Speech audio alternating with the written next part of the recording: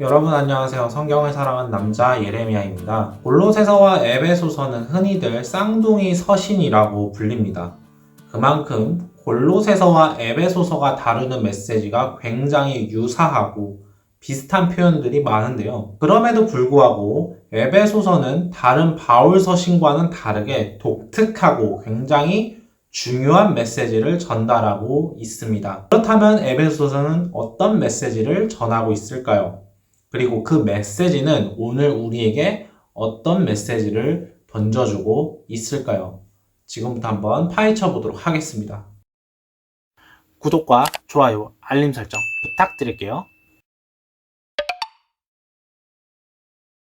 에베소서는 골로새서와 함께 쌍둥이 서신이라고 불립니다. 골로새서와 에베소서가 말하는 표현이나 신학적 주제, 교훈들이 서로 비슷하기 때문인데요. 실제로 성경을 보면 에베소서는 골로새서의 말씀을 차용하면서 그 의미를 확장시키거나 반복시키는 것을 확인할 수가 있습니다. 에베소서 1장 15절은 골로새서 1장 4절과 연결이 되고 에베소서 1장 16절은 골로새서 1장 9절과 연결이 됩니다.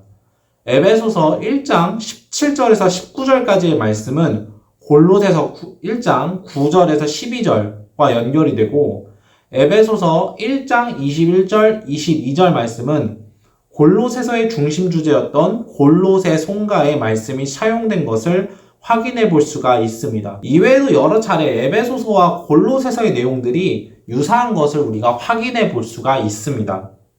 그런데 골로새서에서는 있지만 에베소서에 없는 내용들이 있는데 골로새서의 중심 주제였던 철학과 헛된 속임수를 가르쳤던 거짓 교사들에 대한 반박이었습니다. 왜 그런 것인가? 바로 에베소서가 주로 다루고 있는 주된 주제에서 벗어났기 때문이죠. 그런 이유에서 에베소서의 메시지를 살펴보려면 이 부분을 파악하는 것이 중요하겠다라고 말할 수 있겠습니다. 그러나 이 메시지를 살펴보기에 앞서 에베소서의 특징을 살펴보려고 합니다. 오늘 우리의 성경에선 에베소서의 수신자가 에베소에 있는 성도들이라고 언급되어 있습니다만 오늘 우리에게 남아있는 가장 오래된 사본들은 에베소에 있는 성도들이라는 언급이 빠져 있습니다. 빈칸으로 되어 있죠. 에베소에 있는 성도들이라는 수신자는 2세기 말 사본들에서부터 등장하게 됩니다. 그런 이유에서 이 서신이 에베소 교회에 보내진 편지인가에 대한 논란이 있습니다. 초기 기독교 교부였던 터툴리안이라는 교부는 이 에베소서가 라오디게아 서신이다 라고 생각을 하기도 했습니다. 더욱이 우리가 지금까지 살펴본 바울 서신들은 그 교회의 구체적인 상황에 대한 응답이나 공격자들에 대한 반박 이런 것들이 중심이 되어 왔는데 에베소서는 그런 요소들이 안 보인다라는 점이죠. 좀 더 광범위한 신학적 주제들을 해설하면서 교회들에게 권면을 합니다. 이런 이유로 에베소서는 편지의 수신자가 불분명해서 논란이 정말 많았는데요. 지금까지 많은 학자들의 모아진 견해로는 이 에베소서가 회람서신이라는 주장으로 좁혀지고 있습니다. 여기서 회람서신이란 요한계시록처럼 다양한 교회들이 읽을 수 있도록 이 편지를 돌려 읽는 그런 편지를 회람서신이라고 이야기를 하는데요.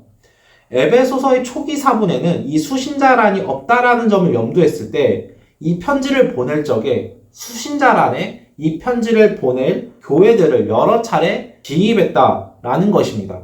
그런 이유에서 에베소서가 말하고 있는 메시지들은 당시 교회들에게 보편적으로 해당되는 가르침, 필요한 가르침들, 그리고 발생했던 문제들을 엿볼 수 있는 중요한 서신이다라고 말할 수 있겠습니다. 그렇다면 그 가르침과 문제들은 무엇인가? 이것이 골로새서에선 등장하지 않는 에베소서만이 다루고 있는 중요한 메시지인 것이죠. 에베소서는 1장부터 그리스도를 통해 구원받은 사건을 신학적으로 풀어내고 있습니다. 중요한 것은 이 사건이 하나님의 예정이며 부활하신 그리스도를 통해 하늘에 있는 것과 땅에 있는 것들이 통일시키려는 하나님의 계획이라는 설명입니다. 곧 창세전에 그리스도 안에서 우리를 택하사 우리로 사랑 안에서 그 앞에 거룩하고 흠이 없게 하시려고 그 기쁘신 뜻대로 우리를 예정하사 예수 그리스도로 말미암아 자기의 아들들이 되게 하셨으니 이는 그가 모든 지혜와 총명을 우리에게 넘치게 하사 그 뜻의 비밀을 우리에게 알리신 것이요 그의 기뻐하심을 따라 그리스도 안에서 때가 찬 경륜을 위하여 예정하신 것이니 하늘에 있는 것이나 땅에 있는 것이 다 그리스도 안에서 통일되게 하려 하심이라. 말씀을 보면 하나님께서 그리스도 안에 있는 신앙인들을 선택하셨고 그리스도를 통하여 하나님의 자녀가 되게 하셨다는 설명을 하면서 이것이 예정된 하나님의 전적인 주권 아래에 일어난 사건이다 라고 이야기를 합니다. 이 지점에서 예정이라는 표현으로 천국과 지옥 갈 사람들이 결정되어 있다 라는 이중 예정론 혹은 결정론적인 영역으로 해석하는 설교자들이나 주석가들이 있습니다.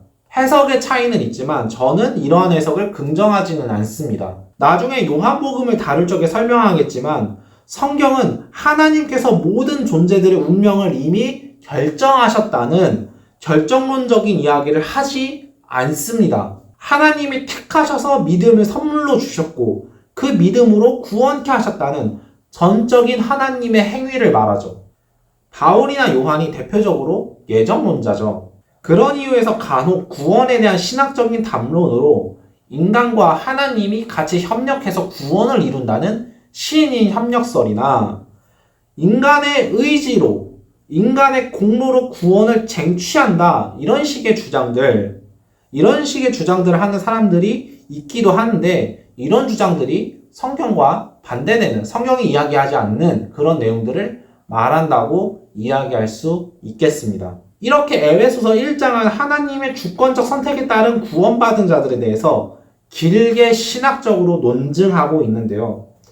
중요한 것은 이 하나님의 경륜, 하나님의 비밀이 부활하신 그리스도를 통해 일어난 사건이다라고 말하는 점입니다. 그의 능력이 그리스도 안에서 역사하사 죽은 자들 가운데서 다시 살리시고 하늘에서 자기의 오른편에 앉히사 모든 통치와 권세와 능력과 주권과 이 세상뿐 아니라 오는 세상에 일컫는 모든 이름 위에 뛰어나게 하시고 또 만물을 그의 발 아래에 복종하게 하시고 그를 만물 위에 교회의 머리로 삼으셨느니라.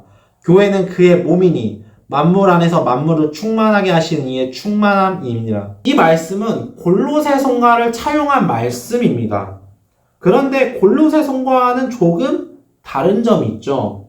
첫째로 부활하신 그리스도에 집중하고 있습니다. 골로새 성가에서는 선지적 기독론, 곧 만물이 창조되기 전에 예수 그리스도께서 이미 계셨다, 선재해 계셨다, 먼저 계셨다 라는 것이 주된 주제로 등장을 하며 그리스도께서 만물을 창조하셨다라고 말을 합니다. 그런데 여기 에베소서에서는 하나님께서 그리스도에게 역사하셔서 죽은 자들 가운데서 다시 살리셨는데 이 사건으로 하늘을 지배하는 악한 영들인 통치, 권세, 능력, 주권들이 복종하게 되었다라고 설명을 합니다. 두 번째로는 골로새 성가는 그리스도에 집중을 합니다. 골로새서 1장 18절에서는 그는 몸인 교회의 머리시라 라고 선언을 하죠. 반면에 에베소서는 교회가 그의 몸이고 만물을 충만하게 하시는 그리스도를 따라 충만함을 드러내는 존재, 이 존재가 바로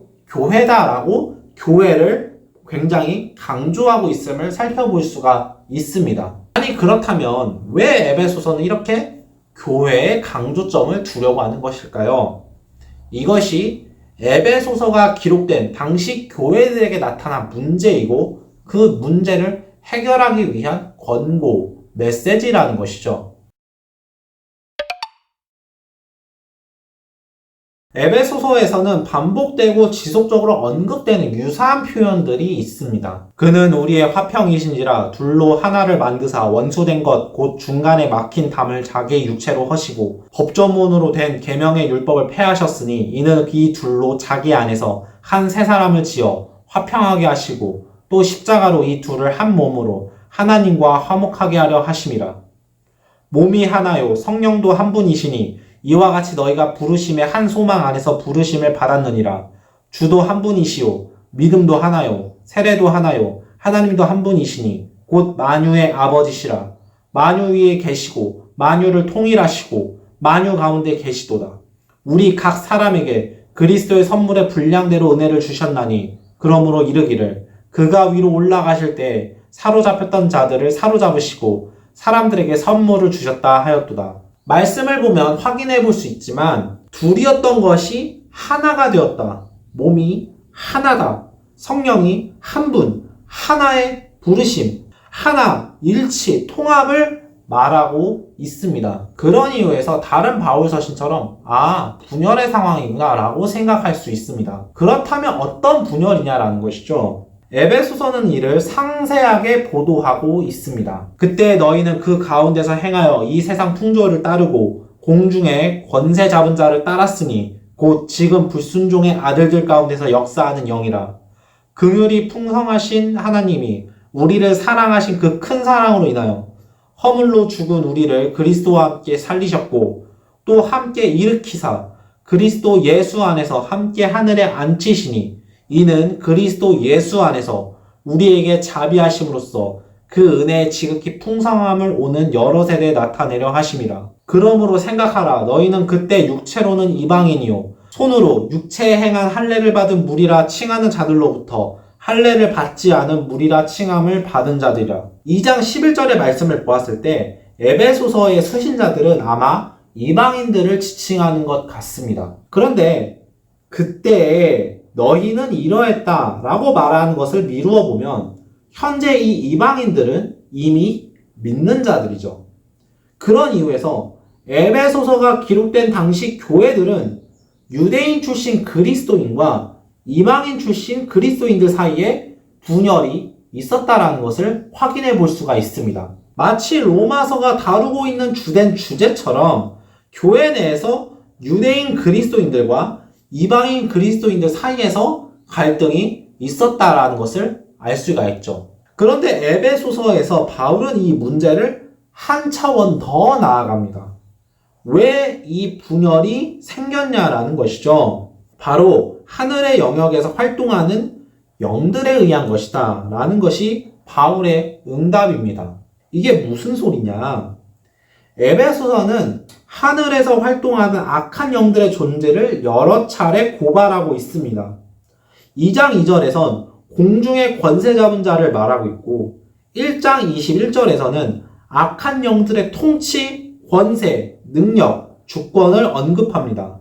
그리고 에베소서 말미 부분인 6장 12절에서 보면은 우리의 씨름은 혈과 육이 아닌 통치자들과 권세들, 어둠의 세상 주관자들, 하늘에 있는 악의 영들을 상대하는 것이다 라고 이야기를 합니다. 바울은 왜 이런 이야기를 했을까요? 에베소서를 구조적으로 살펴보면 1장부터 3장까지 절반의 내용은 교리적인 설명을 말하고 4장부터 6장까지 절반의 내용은 윤리적인 권면들을 말하고 있습니다. 그런데 이 권면 단락의 내용들을 살펴보면 공동체를 파괴하는 죄를 짓지 말라고 이야기를 합니다. 그렇다면 이 죄를 짓는 이유가 무엇이냐라는 것이죠. 바로 하늘의 영역에서 활동하고 있는 악한 영들, 악의 영들, 권세들, 통치들이 영향을 주고 지배를 하게 되어서 이런 죄를 짓게 되었다라고 설명을 하는 것이죠. 그런 이유에서 이방인과 유대인들 간의 갈등과 분열이 일어나게 된 이유는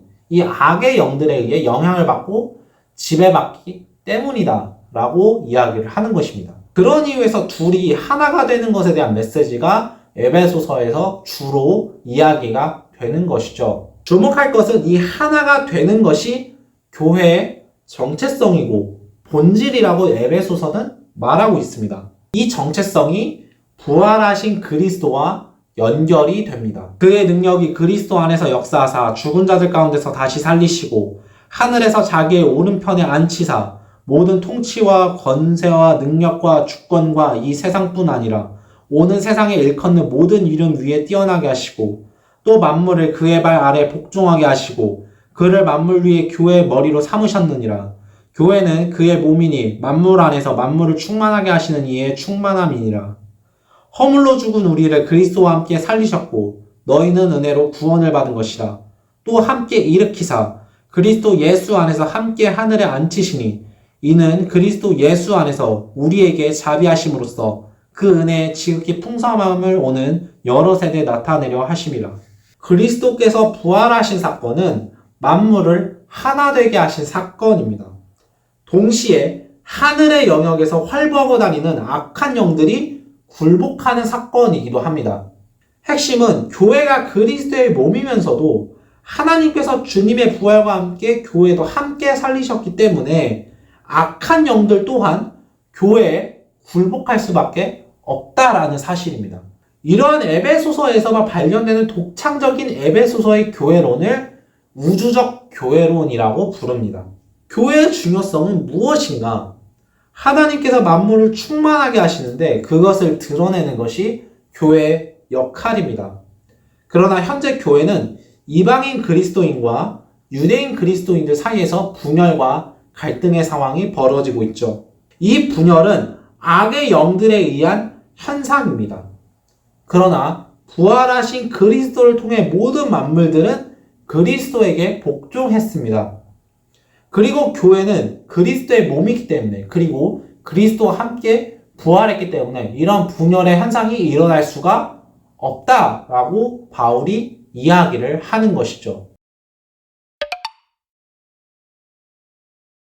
에베소서의 우주적 교회론은 오늘날에도 동일하게 적용시킬 수가 있습니다. 윤리적 실천을 제대로 하지 못해서 분열하고 갈등하는 상황들은 하늘의 영역에서 활동하고 있는 악의 영들에게 사로잡혀서 벌어진 일들이고, 그것은 교회의 정체성을 완전히 잃어버린 부활하신 그리스도로부터 멀어지는 것이라고 지금까지도 에베소서는 말하고 있습니다. 그런 이유에서 에베소서에서 가장 많이 읽혀지고 특별히 주일학교에서 많이 인용되는 하나님의 전신갑주 이야기는 아무리 강조해도 지나치지가 않습니다. 왜 전신갑주를 입고 싸워야 하는가? 여전히 역사 속에서 악의 영들은 영향력을 행사해서 사람들로 하여금 분열하게 하고 싸우게 하고 죄를 짓게 만들고 있습니다. 그렇기에 하나님의 전신갑주를 입는 행위는 우주적 교회론의 메시지를 가지고 실천을 하는 것이죠. 교회의 정체성을 확실히 알게 되면 실천을 통해서 그 정체성을 발견하고 드러내고 증명하는 것.